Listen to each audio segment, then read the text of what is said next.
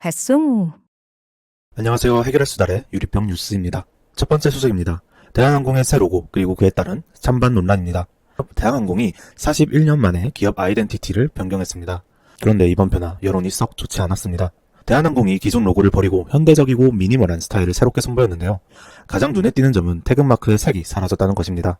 과거 대한항공의 태극 문양은 한국을 대표하는 항공사라는 강한 정체성을 보여주는 요소였습니다. 그런데 이번 변화로 인해 한국적인 느낌이 사라진 것이 아니냐라는 반응이 나오고 있습니다. 이게 대한항공이 맞아? 너무 차가워 보이는데?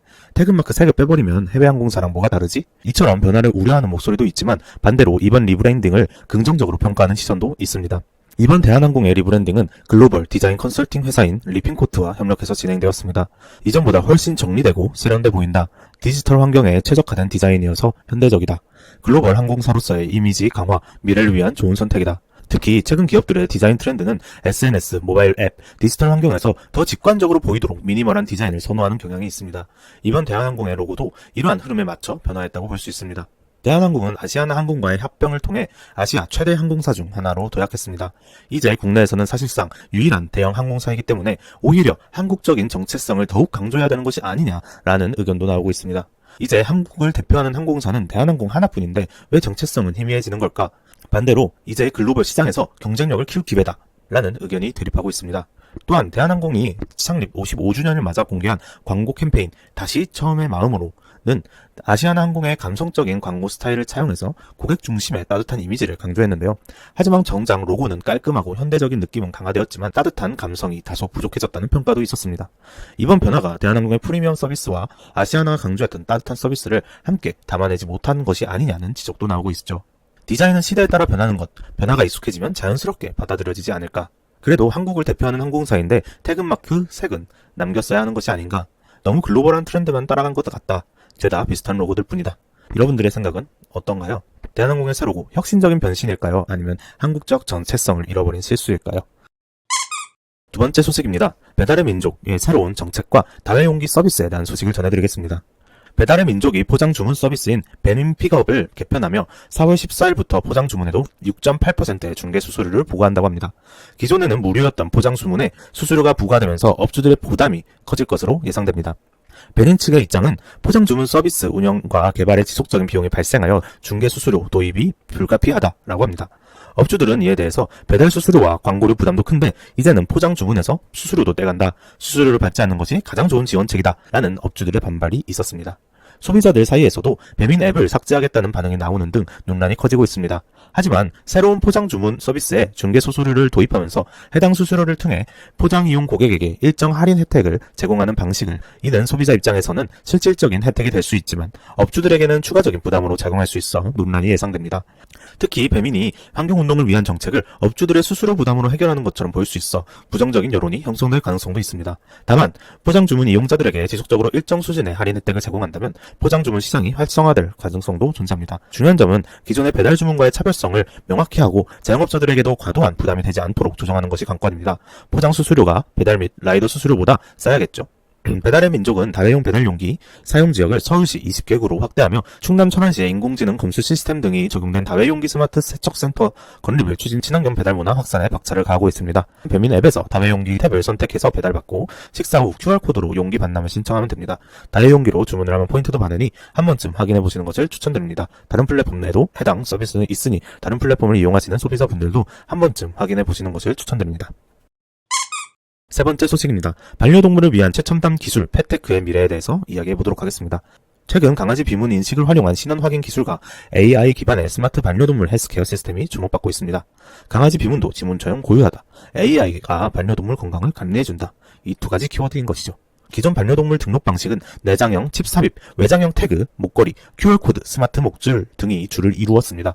하지만 도난, 분실, 파손 등의 문제로 인해 보다 정확하고 편리한 인증 방식이 요구되었습니다. 또한 내장형 칩 삽입의 경우 반려동물이 아파한다는 그런 인식 또한 있고요. 강아지 비문 인식 기술이란 강아지 코 무늬는 사람의 지문처럼 고유한 패턴을 가지는데요. AI 기반의 이미지 분석을 통해서 해당 코 무늬, 즉 비문을 촬영하면 신원을 확인할 수 있다고 합니다. 이를 통해 반려동물 보호자가 간편하게 모바일 앱을 통해서 등록하고 조회 가능하다고 합니다. 비문은 평생 변하지 않으며 비침습적 반식, 즉 마이크로칩과 같이 삽입되지 않는 점이 있기 때문에 불편함도 없습니다. 또한 스마트폰 카메라로 촬영 후 즉시 등록이 가능하기 때문에 편리한 사용성 또한 있고요. 국내에서는 스타트업 페스카로가 AI 기반 강아지 비문인식 기술을 개발해서 유기견 방지 및 반려동물 등록제에 새로운 대안을 제시하고 있습니다.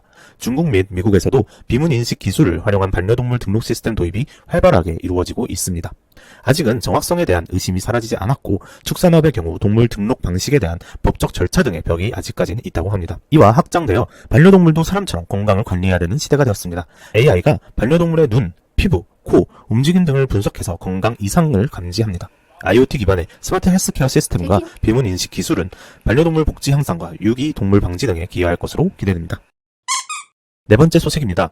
라비킷의 폴베디 아기 침대에서 납성분이 기준치 이상 검출되어 리콜이 진행 중인 소식을 전해드리며 KC 인증의 한계와 유아용품 안전관리 체계에 대해서 간단히 알아보겠습니다. 폴베디 아기 침대의 일부 부품에서 납성분이 안전 기준치를 초과하여 검출되었습니다. 이에 따라 국가기술표준원은 해당 제품에 대한 리콜 명령을 내렸습니다. 라비킷은 공식 홈페이지를 통해 진정어린 사과와 소비자 안내문을 게시하였습니다. 주요 내용은 해당 제품 사용 중단을 권고하고 있고요. 고객센터를 통해 교환 또는 환불 절차를 진행 중에 있습니다. 각적인 처리와 공지 사항이 늦어짐에 대한 비난과 이미 구매한 소비자에게 연락을 하지 않고 있다는 것에 비난이 이루어지고 있으며 리콜 시 소비자가 거대한 박스를 구해야 하는 점 등으로 인해 소비자 여론이 매우 안 좋은 상황입니다. KC 인증은 국내에서 판매되는 유아용품을 포함한 어린이 제품의 안정성을 보장하기 위한 필수 인증 제도 중 하나입니다. 그러나 KC 인증을 받았음에도 불구하고 리콜이 발생하는 이유는 제조 과정에서 변화가 이루어졌거나 사후 관리의 한계 혹은 표본 검사 방식 등으로 인해서 생길 수 있습니다. 이에 따라 국가기술표준원은 제품의 안정성을 확보하기 위해 다음과 같은 행동을 수행하고 있는데요. 안전기준 제정 및 관리를 주기적으로 하고 있고요. 이를 제조사 및 수입사가 준수하도록 관리합니다. 최초 인증 후 제조사와 수입사 모두 정기적으로 정기검사를 한다고 합니다.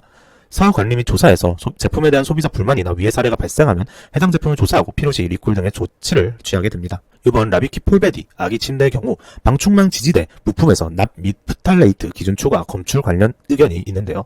이번 라비킷 폴베디 아기 침대의 경우 부품 중 베드를 잡아주는 갈색 부품의 윗부분에 위치하고 있는 천에 감싸져 있는 검정색 플라스틱에서 납 및 프탈레이트 기준 초과가 확인되었습니다. 정확한 제품을 확인하지 못했지만 제조 및 디자인을 담당하는 입장에서 사진 등을 기반으로 분석한 개인적인 의견을 정리하면 다음과 같습니다. 납 기준 초과의 가능 원인은 재활용 플라스틱, 즉 폐플라스틱을 사용했을 수 있습니다. 일부 재활용 원료에서는 기존 제품에 사용되었던 납 성분이 함유되어 있을 수 있습니다.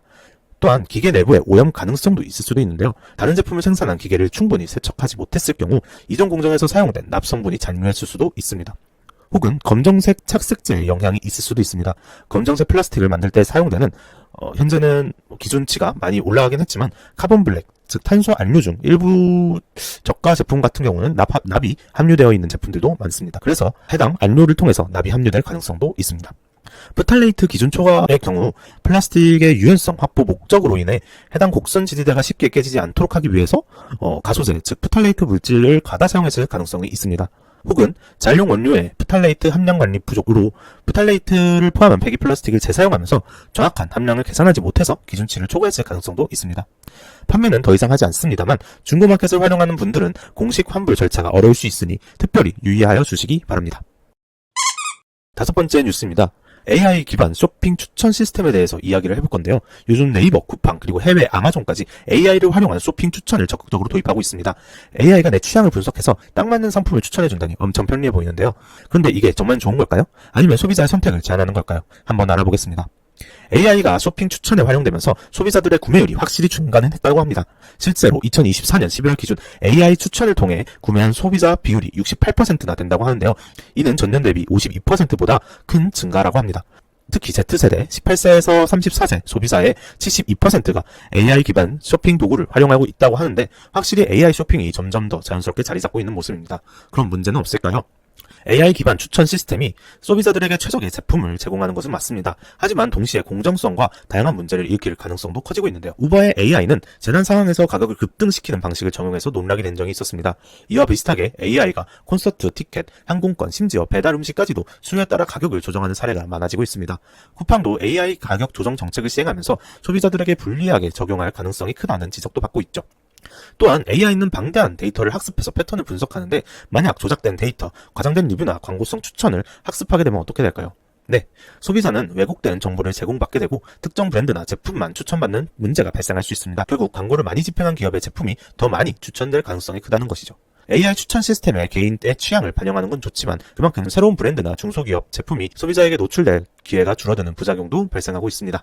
이 문제를 두고 의견이 갈리고 있습니다. AI가 특정 제품만 추천한다면 마케팅을 많이 한 기업만 살아남고 제품 개발보다는 광고 경쟁이 심해질 것. 오히려 세밀한 취향을 가진 소비자들이 원하는 제품을 더 쉽게 찾을 수 있고 그러한 작은 시장에서 매니아층을 공략하고 있는 제품의 경우 오히려 빛을 보게 될 수도 있다라는 의견이 대립되고 있습니다. 어떻게 하면 소비자도 만족하면서 다양한 기업들도 만족할 수 있는 보다 건전한 쇼핑의 미래가 될 수 있을지. AI 기반 쇼핑은 편리하지만 표현성과 제품 다양성 문제를 해결해야 되고 소비자가 직접 정보를 확인하고 판단할 수 있도록 투명한 AI 시스템이 필요한 것도 마찬가지고요. 정부와 기업이 협력해서 공정한 AI 추천 환경을 조성해야 될 것입니다. 여러분들은 어떻게 생각하나요?